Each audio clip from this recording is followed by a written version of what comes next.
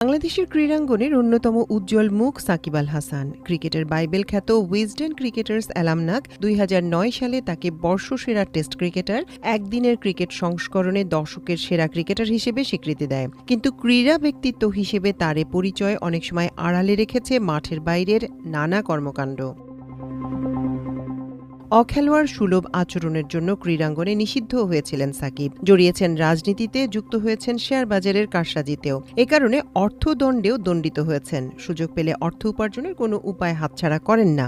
এবার জানা গেল করফাকিতেও পিছিয়ে নেই দেশের নাম্বার 1 খ্যাত ক্রিকেটার সাকিব। ব্যাংকের এফডিআর, শেয়ার বাজারে বিনিয়োগ, আমানতের সুদ থেকে আয় কিংবা দেশ বিদেশে যেসব ক্রিকেট লিগে অংশ নিয়েছেন সেসব থেকে আয়ের তথ্য গোপন করেছেন সাকিব। এখন পর্যন্ত ১০৬ কোটি টাকার বেশি জ্ঞাত আয় বহির্ভূত অর্থের সন্ধান পেয়েছে জাতীয় রাজস্ব বোর্ডের আয়কর তদন্ত গোয়েন্দা ইউনিট। এর মধ্যে করফাকির